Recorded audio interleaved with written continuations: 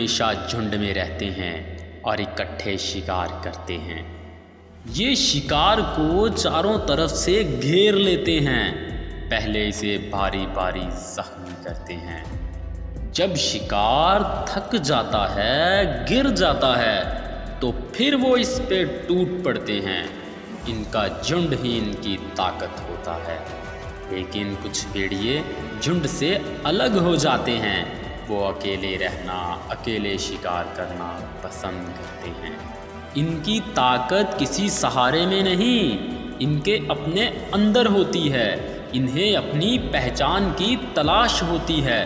وہ جانتے ہیں کہ بھیڑ کے ساتھ چلنا آسان ہوتا ہے، کیونکہ بھیڑ آپ کو سہارا دیتی ہے، لیکن وہ یہ بھی جانتے ہیں کہ بھیڑ آپ کو سہارا تو دیتی ہے، لیکن وہ آپ کی پہچان چھین لیتی ہے۔ اسے اپنی پہچان کی تلاش ہوتی ہے، اس لیے یہ جھنڈ سے الگ ہو جاتا ہے۔ اسے لون ولف کہتے ہیں۔ اکیلے رہنا بہت مشکل ہے۔ اسے اپنی زندگی کی جنگ خود ہی لڑنی پڑے گی، اپنی بھوک خود ہی مٹانی پڑے گی۔ اس کی جان کو خطرہ بھی ہوگا، لیکن پھر بھی وہ اس خطرے کا سامنا کرتا ہے۔ وہ اکیلے رہتا ہے اور یہی اکیلا پن اسے مضبوط بناتا ہے، اسے دوسروں سے بہتر بناتا ہے۔ لون ولف اس علاقے کا سب سے طاقتور بھیڑیا بن جاتا ہے، اور پھر آہستہ آہستہ دوسرے بھیڑیے اس کے ساتھ جڑنا شروع ہو جاتے ہیں، اور اس بھیڑیے کا اپنا ایک جھنڈ ہوتا ہے۔ میں اکیلا ہی چلا تھا جانب، مگر لوگ ملتے گئے، کارواں بنتا گیا۔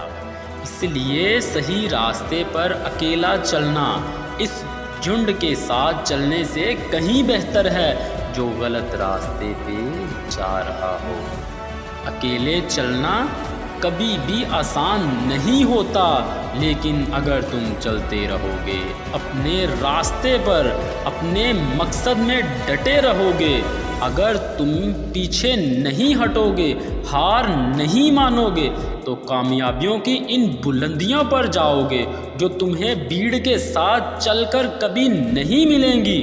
ہمیشہ یہ بات یاد رکھنا، ایک درخت جو کھیت میں اکیلا کھڑا ہوتا ہے، وہ جنگل میں اگے ہوئے درخت سے کہیں زیادہ مضبوط ہوتا ہے، کیونکہ اکیلے درخت کو کھڑے رہنے کے لیے، قائم رہنے کے لیے، طوفانوں اور تیز ہواؤں سے بچنے کے لیے اپنی جڑیں گہری اور مضبوط کرنی پڑتی ہیں۔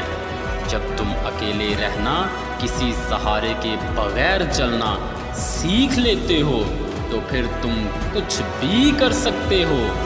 اکیلے اٹھایا ہوا ہر قدم تمہارے ارادوں کو مضبوط بناتا ہے، ہمارے حوصلوں کو بلند کرتا ہے، ذات پر تمہارے یقین، تمہارے اعتماد کو بڑھاتا ہے۔ میں جانتا ہوں یہ راستہ تھوڑا مشکل ہے، مگر ہمیشہ یاد رکھنا کہ مشکل راستوں کی منزلیں ہی آسان ہوتی ہیں۔